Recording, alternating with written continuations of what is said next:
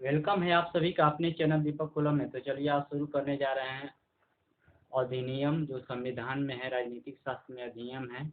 उसमें जैसे कुछ महत्वपूर्ण अधिनियम है, जैसे 1773 ईस्वी का रेगुलेटिंग एक्ट जो अधिनियम है हो गया। और 1774 ईस्वी में सबसे पहले उच्चतम न्यायालय की स्थापना की गई थी, जो जो एक्ट 1773 के रेगुलेटिंग एक्ट के तहत ही किया गया था।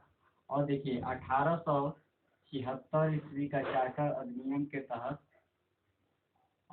के तहत महारानी विक्टोरिया को 1 जनवरी 1876 ईस्वी को भारत की सामग्री घोषित किया गया था। ये समझ में आया बात।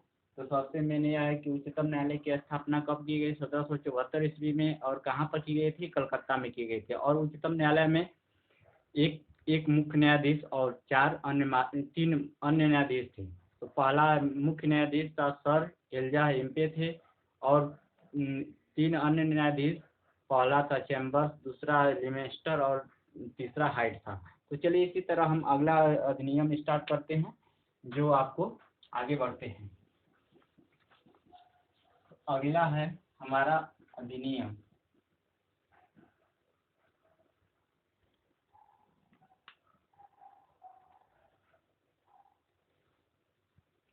1892 ईस्वी। 1892 ईस्वी का भारत परिषद अधिनियम। 1892 ईस्वी का भारत परिषद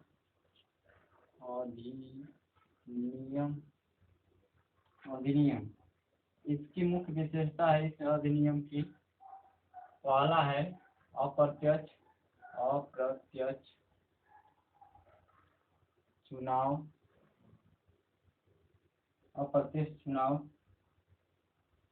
प्रणाली का शुरुआत।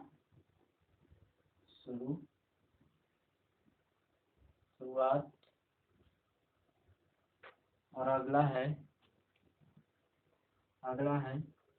दूसरा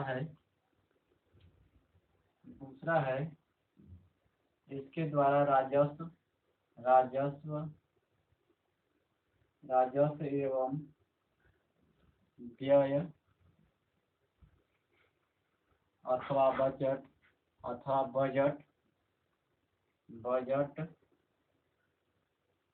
पर बहस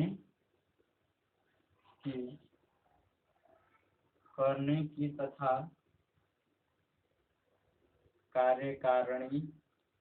कार्यकारिणी से प्रश्न पूछने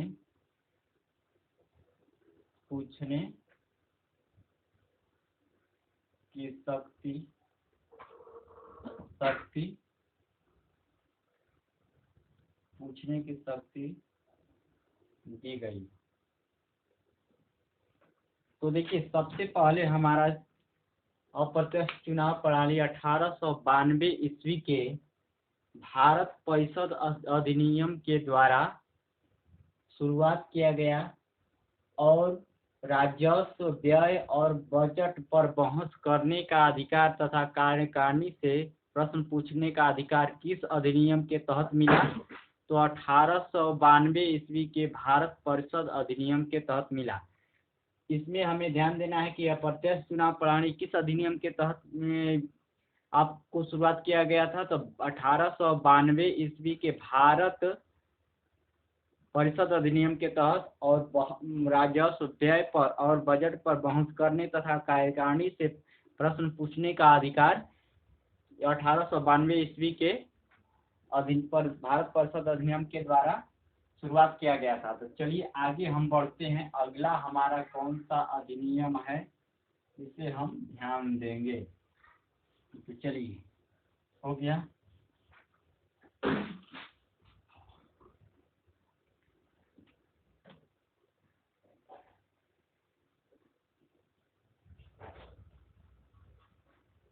1909 ईस्वी 1909 ईस्वी का भारत परिषद अधिनियम इसमें 1909 ईस्वी का भारत परिषद अधिनियम, तो इसके बारे में हम जिक्र कर दे रहे हैं कि 1909 ईस्वी का भारत परिषद अधिनियम को मार्लेमेंटो सुधार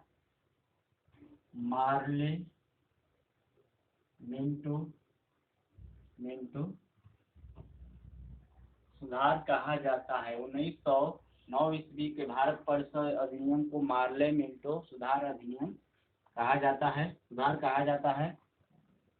आगे है, इसकी विशेषता है कि पहली बार मुस्लिम समुदाय के लिए पृथक प्रतिनिधि का उपबंध किया गया था और इस अधिनियम के तहत पहली बार पृथक मुस्लिम प्रतिनिधि का उपबंध किया गया था और इसके अंतर्गत मुस्लिम सदस्य को चुनाव में मतदाता ही कर सकते थे और इस अधिनियम के सांप्रदायिकता को वैधानिक प्रदान की और लॉर्ड मिंटो के सांप्रदायिक निर्वाचन के जनक माना जाता है। तो देखिए, सांप्रदायिक निर्वाचन के जनक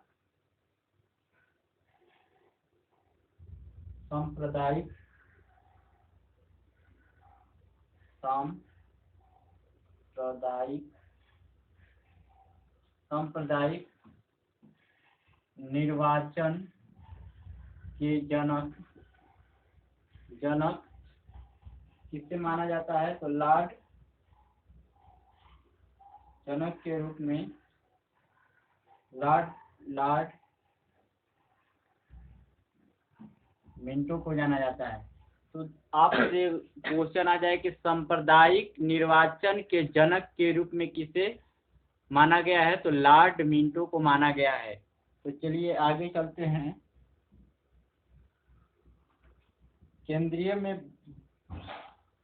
केंद्र और प्रांत के विधान परिषद में पहली बार बजट का वाद विवाद करने का अधिकार प्राप्त था 1909 ईस्वी के भारत परिषद अधिनियम के द्वारा, और इस अधिनियम के तहत presidency corporation, chambers of commerce और विश्वविद्यालयों और जमींदारों को अलग अलग प्रतिनिधित्व प्रदान था। इसमें आपको विश्वविद्यालय और तथा अलग प्रेसिडेंट जमींदारों के लिए अलग प्रतिनिधित्व का प्रावधान था। 1909 ईस्वी में लॉर्ड, अब आगे चलते हैं, इसी में आगे चलते हैं हम।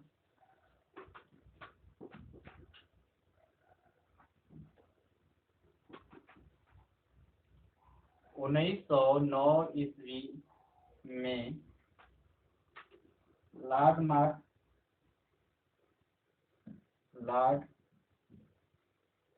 मॉर्ले इंग्लैंड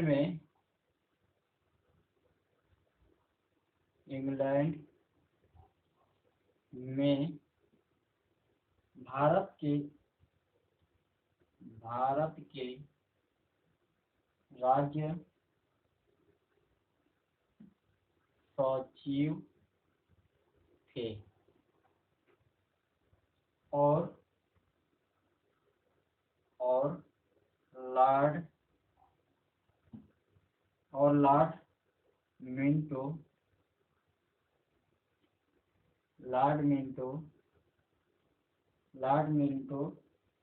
भारत के वायसराय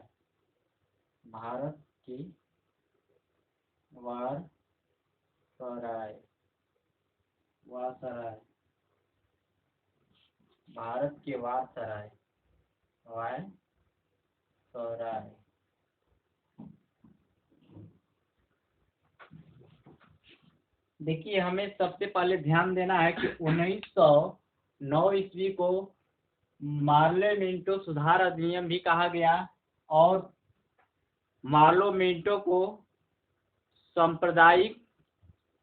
सांप्रदायिकता के जनक कहा गया। तो सांप्रदायिक चुनाव के जनक किसे कहा गया है? तो लॉर्ड मिंटो को कहा गया है। और 1919 ईस्वी में लॉर्ड मार्ले इंग्लैंड में भारत के राज्य सचिव थे। तो इंग्लैंड में भारत के राज्य सचिव कौन थे? तो लॉर्ड मार्ले थे। और लॉर्ड मिंटो भारत के वायसराय थे, जिसे हमें सांप्रदायिक चुनाव के जनक कहा जाता है। तो चलिए अब आगे चलते हैं, इसे हम मिटाते हैं। हमें ध्यान देना है कि सांप्रदायिक चुनाव के जनक कौन से हैं। तो लॉर्ड मिंटो। और देखिए लॉर्ड मिंटो सुधार 1919 ईस्वी को भारत परिषद का इसे लॉर्ड मिंटो सुधार भी कहा गया। और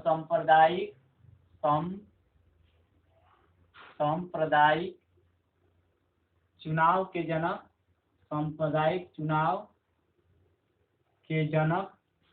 किसे कहा गया? तो लॉर्ड मिंटो को सांप्रदायिक सुधार के जनक कहा गया। और भारत का वायसराय लॉर्ड मिंटो थे। और इंग्लैंड में भारत का राज सचिव कौन था? तो लॉर्ड मार्ले था।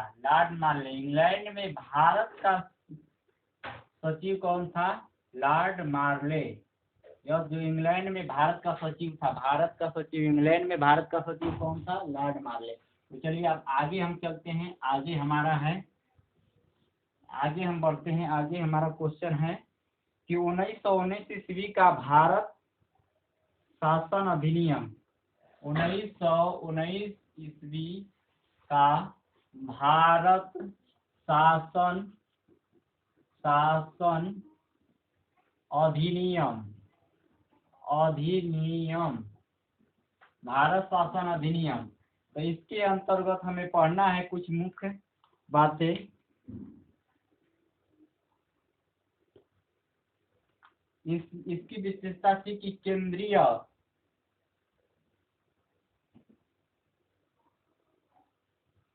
केंद्र में द्विसदनात्मक विधायिका की स्थापना की गई। तो देखिए 1919 ईस्वी के भारत शासन अधिनियम में केंद्र में द्विसदनात्मक विधायिका की स्थापना किस अधिनियम के तहत की गई? तो 1919 ईस्वी के भारत शासन अधिनियम के तहत केंद्र में द्विसदनात्मक व्यवस्था की विधायिका की स्थापना की गई। अगला हमारा है इसी में कि राज्य परिषद की केंद्र में विधानसभा प्रथम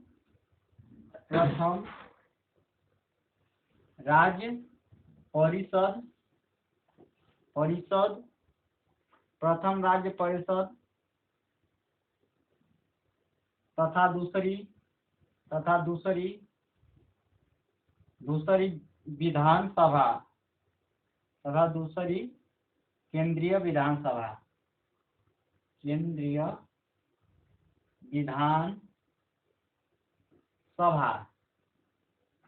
यह स्थापना की गई। 1919 ईस्वी के भारत शासन अधिनियम में केंद्र में द्विसदनात्मक विधायिका की स्थापना की गई। तो पहला राज्य परिषद तथा दूसरा था केंद्रीय विधानसभा। और इसमें आपका इसका शासन अधिनियम के तहत हमें ध्यान देना है कि द्विसदनात्मक विधायिका की स्थापना 1919 ईस्वी के भारत शासन अधिनियम के तहत किया गया। और आगे बढ़ते हैं इसमें कि राज्य परिषद के सदस्यों की संख्या 60 थी। राज्य परिषद के सदस्य सदस्य की संख्या 60 थी और विधान विधान विधान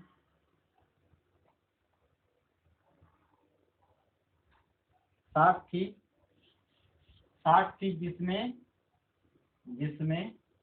34 निर्वाचित हुए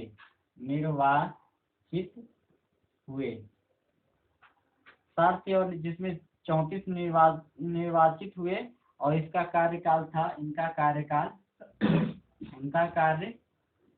कार्यकाल कितना था? 5 वर्ष 5 वर्ष का था 5 वर्ष का था। आगे है, और विधानसभा के सदस्यों की संख्या कितनी थी? विधानसभा के सदस्यों की संख्या कितनी थी? तो 144 थी और जिसमें 104 निर्वाचित